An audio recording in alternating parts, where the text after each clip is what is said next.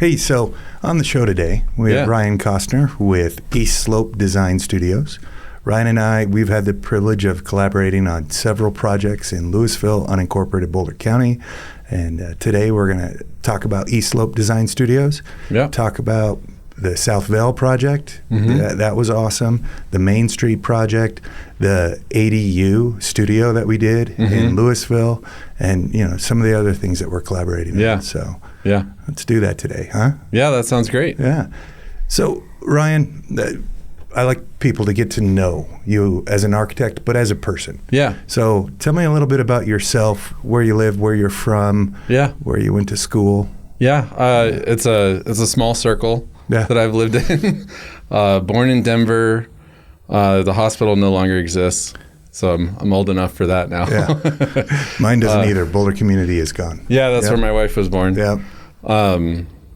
Lived in Castle Rock for a little bit. We went to Rhode Island for like 3 years, moved back when I was 6 in Lafayette, and I basically haven't left.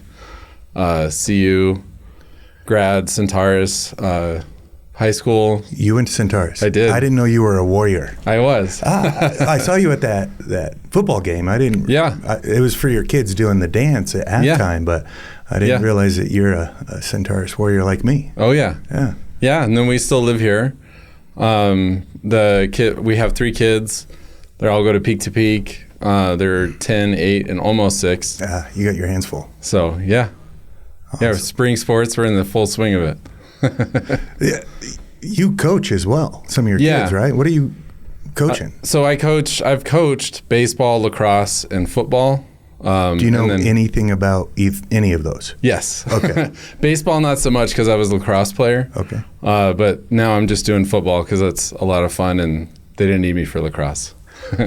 Which league are you coaching? With Niwot Youth Sports, actually. Okay. It's a cool balance because at Niwot Youth Sports, it's still competitive. It's not like travel or anything crazy though, but it's not like they play the real sport and keep score and stuff like that. So we enjoy that. There's losers. Yeah, and even basketball, like they call traveling, and the kids get to actually. It's amazing what kids do when you actually teach them the rules and stuff, and they have a lot of fun with it. Yeah, just not a free for all and do what you want and everybody wins. No. Yeah. So cool. Yeah. And you have a lovely wife. Yep. What's your wife's name? Sienna. And what is she?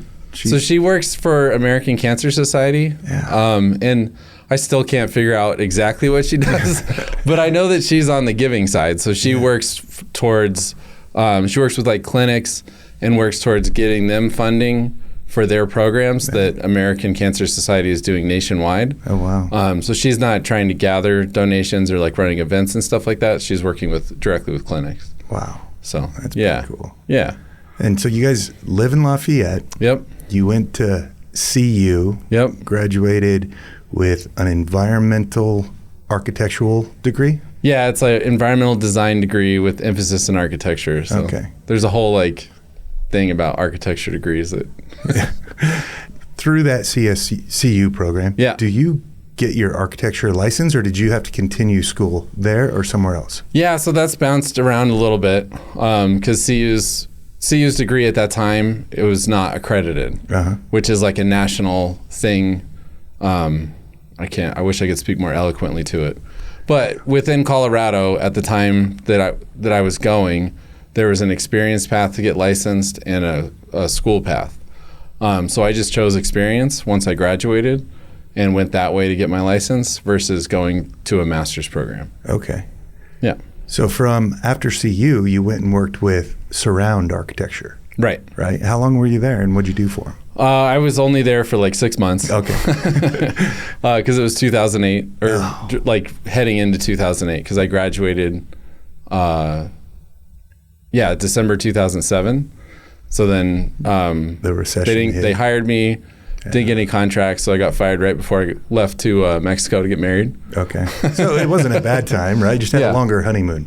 Yeah, and then I did some work with Fuentes Design. Okay. And then found a home at DAJ for 13 years. Yeah.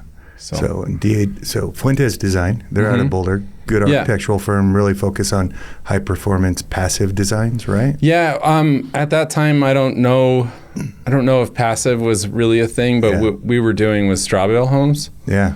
And I think he's kind of moved on from that too. I haven't spoken to Brian in a really long time, but yeah. We did a passive adjacent house with Fuentes. Oh, okay. And so it was a remodel, and but it was pretty interesting. We did geothermal, 13-inch walls, triple pane glass, high performance. Nice. It's not passive, but it's passive adjacent, they might say, or a high performance home. Yeah. So yeah, and then DAJ out of Louisville. Yep. They do a lot of stuff in Louisville. Andy Johnson, good guy. Yep. And then you said, hey, I got 13 years. I got a network. I'm going to go start my own. Yeah. Yeah, pretty much. And I think, a lot of the reason was for family too, just to have that flexibility to be with the kids, and make my own schedule basically. Yeah. So how long has it been? 2 years? 3. 3. Yeah. How's it going? Busy. Yeah, that's good. It's been good. Yeah. Nothing worked out like I thought it would, but it's also worked out better than I expected. So, what do you think has been? I love entrepreneurial stories. Yeah. So going off, you're off on your own. You got 3 years. Yeah. What do you think in those 3 years has really helped you succeed to the mark that you want to? Right? Yeah. Some people might say success is having a firm of 1,000 people, and you're like, success to me is being able to provide for my family, design some cool stuff, and have time for my family. Yeah. But, the work-life balance is always a challenge. But I think it's people, you have to be good at what you do, and that's going to carry you on. But I think it's the connections and just the wild way you meet people and what leads from one thing to another, and how those referrals actually come in and where the work leads you. If you're open to finding jobs and looking for new opportunities, it's there for you. Yeah. It has been for me at least. Yeah, you're a good guy, good architect. So we've had. I know I can count on you. And I know that we can build your designs. So that's always helpful from a builder's perspective. Yeah. So, and you got some cool ideas. I'm like, what are you doing? How are we supposed to do this, Ryan? Yeah. And we get to do some fun, tricked out stuff. So, yeah, it's fun. Yeah. You also were, more accolades to Ryan Costner. You were top 5 under 40. Yeah. In the Colorado Home and Garden magazine. I think it was Colorado Lifestyles. Colorado Lifestyles. Yeah. And so they highlighted you and said, yeah, that was like 6 years ago. And now I'm 40, so I can't. Yeah, you can't qualify. I no longer qualify for any of those. None of them. Under 50 is next. Yeah, I don't think they do that. I don't know. They're just like, you're old by that point. Yeah. Yeah. So I just turned, my daughter would say half 100. Oh, there you go. And I just turned half 100. And I'm like, nice. Oh, thanks. I didn't realize half 100. I'm not even going to say how old I am. You got to be good at math to figure that one out. So, East Slope Design Studios, you work with clients, like client direct, builders. What else are you working on? I mean, I'm working on all kinds of stuff. So but a lot of my referrals and a lot of my work has come through contractor relationships. Yeah. And I think one of the things that I've realized is how long projects are, that it takes a long time to be able to show like, oh, look, this is what I did in a way that you want to, right? Yeah. Like construction photos are cool if you're into construction, but it's not really something you can market. So, I haven't gotten a lot from, marketing per se, because I don't have a lot of images yet, even after 3 years. Well, you think about when we started working on South Vail. Yeah. To now it's complete. The flowers are finally starting to bloom. Yeah. 3 years later, right. Well, let's go get some photos. Yeah. Yeah. Because it's you want good photos. Right. And so yeah, that's huge. We'll figure that out here soon and go get some awesome photos. Yeah. Woodworking? Yeah, no. No, you haven't been. I had thoughts and aspirations on that. Like, I still love doing it, but just 3 kids. And just other work and stuff. It's definitely on the back burner now. That's so hard. Somebody asked, I was on a Zoom call at my home office and somebody saw my guitar and they're like, do you play? I'm like, it's been like 3-4 years since I picked up my guitar. Yeah. And you're just like, all right, busy with life, kids, and those things that help you get to create, Right. You're welcome to dadhood. Yeah. Definitely. Yeah. What are some other cool projects that you're working on right now? Let's see. I mean, I've got some, like a historic addition to, I mean, it's not a historic project, but it's a 100-year-old building in Denver.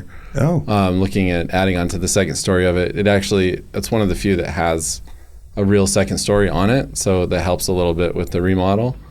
In addition, I got a new home in Lakewood, an addition in Genesee.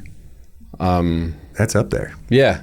Cool views. 1 or 2 site visits. Yeah. Interesting. It's a really interesting neighborhood too.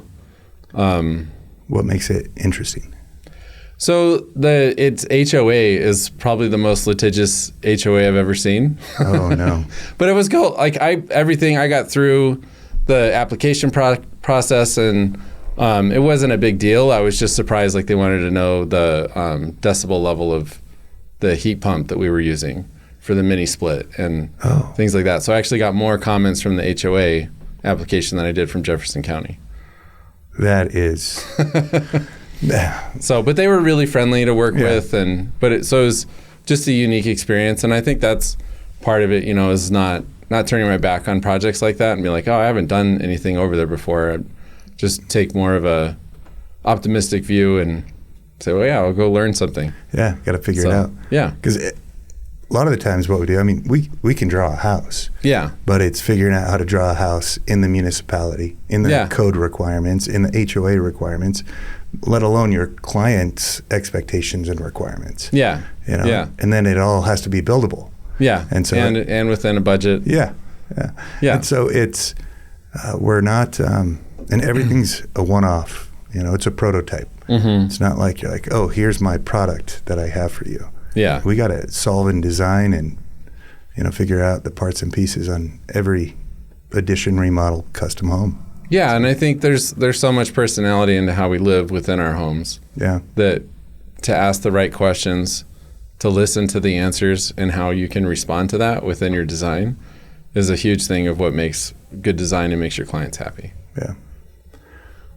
Take me through your process with your clients that you kind of, hey, here's my playbook to get out of you what I need to do for you. Yeah. I don't have like a standard operating procedure necessarily, other than just like really trying to enforce being open to conversation at any and all times. Sometimes clients kind of hold back, little eccentricities about things they like or really specific things they want out of a room or a space. Or they're like, is this too soon to tell you that I don't want this or I do want this?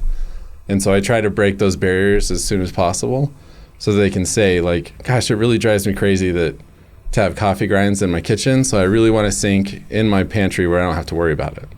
There's like little things like that is going to make it feel like it's their home and it's a place. Most people when they're doing additions and remodels at this scale, mm-hmm. and it's not just like a finish upgrade where they're reaching out to an architect, they're planning to live there for 10, 15, 20 years. So these little things are going to make them happy every day. So asking the right questions, getting them to open up, getting to know them, how they're going to use the space. Yeah, for sure. Yeah. So let's talk about the process that you took our clients at Vail through, because it was a different journey for both of us. Yeah. With those clients in this particular project in house. But kind of tell me from an architect's perspective, kind of how you understood what the customer wanted, what the scope of the project was initially. Yeah. And then what it turned into. Yeah, I mean that was unique because it was the fire that really changed it. Oh, so pre-fire. But pre-fire, with Boulder County, they have a process called site plan review, which can take several months to get through. And sometimes, depending on, what eccentricities your lot has or grading and things like that, it could take over a year. And so that was our first step. And at that point, it's more schematic, what you're trying to go through. You're not getting into a lot of details. But it was a small house. I think it was built, I want to say the 50s. It was a unique original structure. Yeah, it was super cool, modern, built on like a 12-foot grid. It was a box. Yeah, it was a 2-story box. Yeah. And we were trying to break out of that box a little bit, but also, it had some purity to it that we wanted to utilize. Mm-hmm. So we got through the site plan review process. We were limited by square footage from what the client wanted, so we had to be, creative in how to get everything they wanted out of it. And we got through that, and we were in for a building permit when Marshall Fire happened. Yeah. So. And then we got 2.0. Yeah. And so it's better. And so through that, it's unfortunate. Lost our house in the fire. Yeah. We were all wrecked by that. Right. But this gave them an opportunity to re-envision what they could do. Yeah. And so in the Article 19 process that we had to go through, I think that's the right number. Yeah.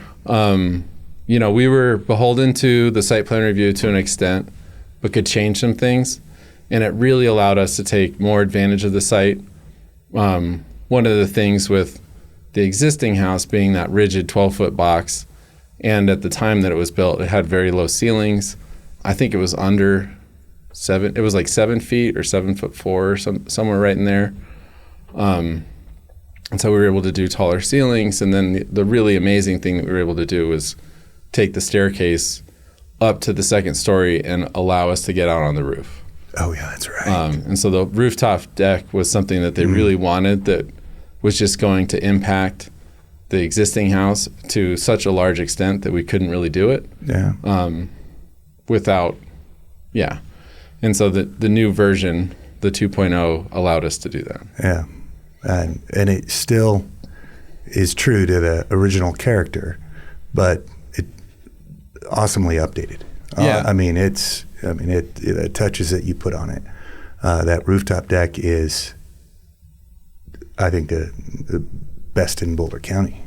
Yeah, the site is just unreal. Yeah. And we were able to move up the hill a little bit because of Article 19. Oh, and that caused another little issue, but an opportunity. Yeah. Right? Yeah, everything's an opportunity, and it's just how you respond to it. I definitely take an optimistic view towards things. Yeah. I remember we were excavating, and, you had shifted the house on the site, and we moved the multi-generational wing of the home. Yeah. Where they were going to have some in-laws be able to stay with them. Yeah. And we were hitting bedrock. Yeah. And we had a retaining wall planned for behind the house. Yeah. And then Mr. Costner comes out and says, let's have that natural stone, our retaining wall. Yeah. It was just so beautiful. Cool. Yeah. And then, you're thinking, we have all this retaining wall that's all, I think it was 6 feet tall. Yeah. Because we were cutting into the hill. And then you see it, and it's just gorgeous. And it's hard, it's so hard they had to get the rock breaker out. It's not like loose or eroding or something that's going to go away. So we got the soils engineer out there. They analyzed it and approved it, saying, the erosion was going to be very minimal over a very long time. So we're not retaining anything except for, we just built some little landscape walls instead on top of it, and that's all we needed. Yeah. So we saved a ton of, sunken carbon footprint with using all that concrete. Yeah. And then they call it now, it's like their, what was the name they gave it? They gave the little courtyard a name for the sandstone that they have. Oh, I didn't know that. So, yeah. Oh, that's cool. And so the journey through that, what was it like working with the contractor on that job? Yeah, it was, with you guys, it was great. One of the things that you do I really, really appreciated was the builder architect client meetings that you do at a regular interval. Yeah. We didn't always get to do it maybe as often as we wanted to, but I think, and that wasn't on you, it was just the very busy work life of the client and just scheduling. Yeah. But it keeps everybody on the same page, and it keeps the budget updated, and there's not a lot less surprises that way, and we know what our end goal is and what things we need to work through. Yeah. Setting and correcting expectations throughout the project. Yeah. Is key to a successful project, Yeah. It really is. So some of the things, the glass right in that house, Mm-hmm. Some of the things that you did in there, I mean, those were some pretty impressive. We did the Marvin architectural line. Yeah, almost throughout. It's the Marvin Ultimate aluminum clad system. Yeah. The only place we didn't do that was the bifold doors, where we used Nana. Okay. And Marvin makes a bifold door that will withstand the wind there, but Nanas are just smaller. And since we're facing the flat irons and everything, it was just worth it to the clients to use the smaller style and rail. Yeah. And the office on the main floor, I really like your creativity with the glass wall in between the office and the living space. Yeah. I mean, it really allows light, opens the area up, and that was pretty cool. Yeah. Another thing that you do that I think sets you apart, for better or for worse, is the interior design support that you offer. Yeah. So tell us a little bit about that. Yeah, so I mean, in that one, I got to do so much with the client. It was awesome. Loved every bit of it. We picked out tile. We did all the fixed finishes. They worked with you and your supplier for blinds, and then furniture was kind of on their own. So what I generally focus on is more like the fixed finishes, counters, cabinets, tile, things like that. And then if there's furnishing or other items that clients want to purchase and need help with, then I line them up with some other interior designers to help with that. Yeah. And in some projects, I work with interior designers for the whole project. So yeah. Well, I mean, who did the cabinets over there? I can't remember. That was Beth Chisholm, and I think it's called Beth's Kitchen. I don't know. Okay, because there were some tricked out things in those kitchen that I remember. Yeah, like those steps that folded out. Yeah, so because of her, she's not super tall, but we have 10-foot ceilings in the main floor, and she wanted to be able to utilize the cabinets on each side. We found these really cool roll-out step stools that just fold out when you need them. Yeah, I was like, that's pretty tricked out there. Yeah. Thinking through the house, the stairs, the monorail stringer that we did, boxed wood treads going up. Yeah. No, I mean, it's just gorgeous. And then the fireplaces. There's 3 fireplaces. Yes. Yeah. And that indoor-outdoor fireplace. Yeah. That, was kind of a headache, but... Yeah. I mean, it's amazing because it's on each side of that Nana wall. And then I think the form factor of it is really cool, too, where it's uniquely tall and narrow. I think with some fireplaces, when you put them indoor-outdoor, you don't get to see the flame. Right. Like you want. Maybe at night, but... Yeah, or you have to sit down to be able to see it. Yeah. I'm like, man, crank that up. But I'm sure there's all these regulations that, they can't have too big of flames in them. Oh, okay. But that was pretty cool. And it opens up, goes outside to this awesome covered patio, which is below the upper deck, the rooftop deck. And that rooftop deck, the wood tiles, what were those that we did? That was Bison. And they were Ipe, I think. Ipe. Yeah, so it's a FSC certified. Tile square. Yeah, and they're Class A rated, which was something for that project that we need for everything, like siding. Fire hardening's been a big thing throughout Marsh Fire, and a lot of municipalities are adopting more fire hardening requirements on all projects. So Boulder County's been doing it a long time. But and it wasn't a wildfire area when we first designed it. So that was something that they created a second district for that area that required almost everything to be Class A. There's just a few minor changes that they made to soften the regulations a little bit. And in Boulder County, you got creative with your garage counts in your square footage coverage of the lot. Right. That's residential square footage. Right.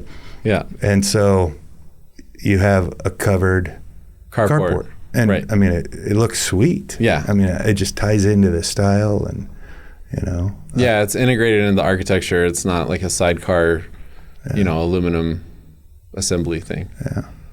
Well, who are some other vendors that we highlight on that? Denver Floor and Finish. Yeah. They did great on that floor and the tile.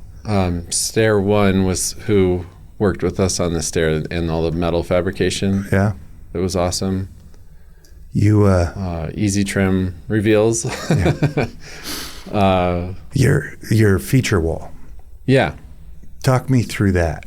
Well, that was 5280 stone, right? Yeah, but it was really tricked out. So this is the feature wall that the hood sits on. Yeah. And it has these inlaid metal shelves, and it's a solid surface material. Right. Was it? It's porcelain. Yeah. So it's Neolith. Neolith. Yeah. That's what it was. And yeah. You had us cut these little custom metal shelves in, and that metal. That wasn't metal. I mean, that was that was like 10 feet long, but it has this really cool, they like laser jetted because it sort of scallops and sets back where the range is. But, creates a functional shelf, and then we had a higher, the cabinets were lifted up a little bit so that you could put some oil bottles and stuff like that and keep the counter clean. Yeah. And then that shelf matched the hood. That was all done by raw earth. Yep. And then we kept that because it was such a tall ceiling. It didn't make sense, especially with the client's height, to bring the cabinets up. So we had this idea of making the feature wall really about the stone. And so that stone carries all the way up to the 10-foot ceiling.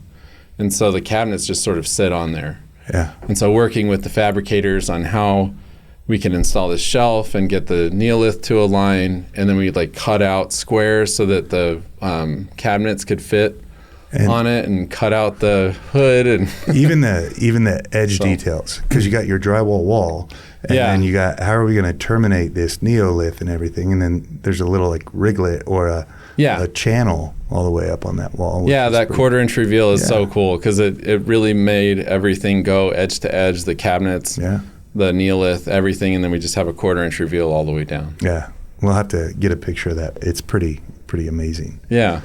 So, yeah, I mean, so South Vail, Marshall Fire, great. I mean, the clients are awesome. Really happy project. They love their home. I got to go and sit when I interviewed the photographer. Okay. And then they're like, come outside. And we sat for like an hour and had coffee on the back porch and just talked about the process and everything that they went through, and how grateful and blessed they feel that they were able to work with you and our team and to execute. I mean, it was that's so cool. I would say that a lot of our clients become our friends, and in this case, they're our friends. So she was so excited about her integrated smart blinds. I think Hunter Douglas maybe. Okay. But because there's so much glass in that place. Yeah. And they had to get all these blinds that you can't reach because they're what is that, 20-foot volume space? And the windows go all the way to the top. And she's like, oh, it's so easy. And she just pulled out her app and showing me how she's doing all this. She's like, I love this. So that's awesome. That was cool. So, I would say that the South Vail was a great, some people would say, hey, what are some of the projects that you're proud of or that you want to market and advertise? I'd say South Vail would be one that we both can feel proud of. Yeah, and they were so great to work with. They they were very collaborative, and like even the crawl space trap door, like all the ways we went through that, and then we have this like awesome little feature about how they can open their door and it's hidden in the floor. So there's a lot of fun. Got to give a shout out to Nelson on our team to solve all the hydraulics and everything to lift that out. That was fun. Yeah. So let's talk about another project we got to work on. That would be 1000 Main Street. Yeah. Tell me your history with that project. So that 1000 Main, that's where we met when I was still working with DAJ. Mm-hmm. And so that was a project that we went through the historic preservation, and through historic preservation, we got a stay, I think. Yeah. Where they didn't really want us to take it down, but what the clients wanted out of that site, just really, what the historic house didn't support it. So then, but they were really, the whole purpose of that design was that they really wanted it to feel integrated into Old Town. And so we tried really hard to do that with the way the massing of the houses, the way it meets the street. Mm-hmm. And so that was a really fun project. And the slope of that site, you don't really notice it when you're in the front. Yeah. It looks like a little Old Town house. And when you go around the side, that it actually falls. I think it was like 5 feet. Yeah. It drops. Yeah. So adding a second story to that was it definitely feels it got up, but we tried really hard to keep everything down so it wasn't towering over the block there. Yeah.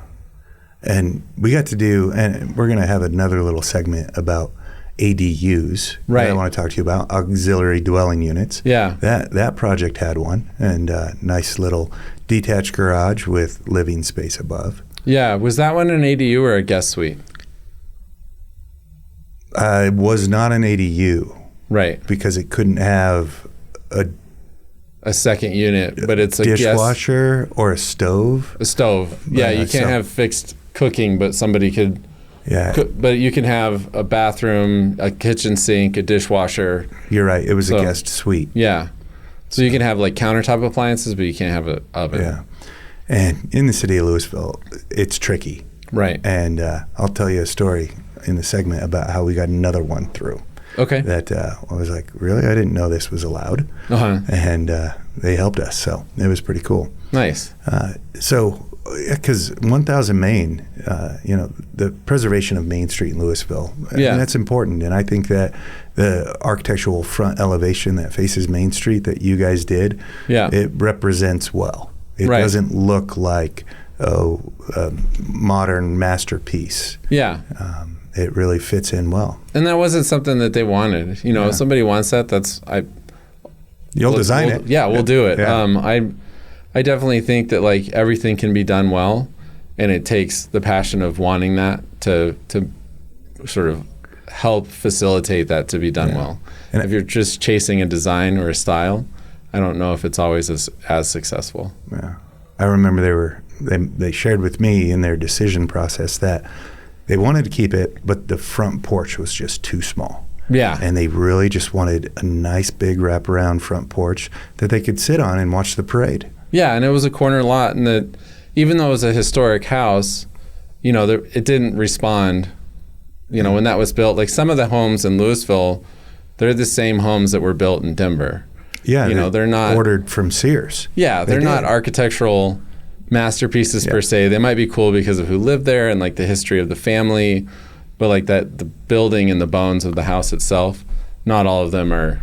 Yeah, they used to order them from a catalog. Yeah. So that's crazy, but it was fun because I got to go this last Labor Day parade. Mm-hmm. I went and sat with Pat and Mary on their front porch. Nice. And we watched my daughter in the marching band. Oh, cool. So that was fun. It's kind of cool that we can just sit with our clients and enjoy the things that we get to design and build. Yeah, we brought. I introduced them to my family, and we watched. I think it was the Parade of Lights. Parade of Lights. Yeah, that's fun. That was fun. Yeah, and they want you to come sit on the porch with them. They're like, please, this is why we did it. Yeah, that was a huge part of that design for sure. Yeah, it's awesome. And then we get into what other projects. We did that studio ADU, which we can save for the next ADU discussion segment. I keep getting ahead of myself. I'm excited about that one. Yeah. More to come in the future. Yeah. Are you doing any commercial? I did a little bit for the town of Superior. Helped them rearrange their office space for the planning. They were in a couple of different spaces, one over by Costco, one over by Superior Liquor, and they were trying to reduce, their leased square footage.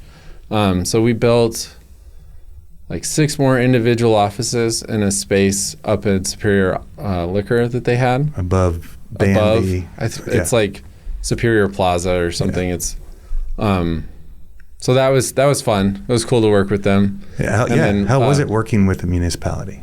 It was awesome, actually. Like, they were really, really good to work with, and then had a great contractor for that. And it was a cool project, and I felt like I was helping out the city too at the same time. Yeah, because they lost a bunch of office space in the fire. So. Yeah, and their municipal building is tiny. I actually didn't know how small it was until I applied for the permit.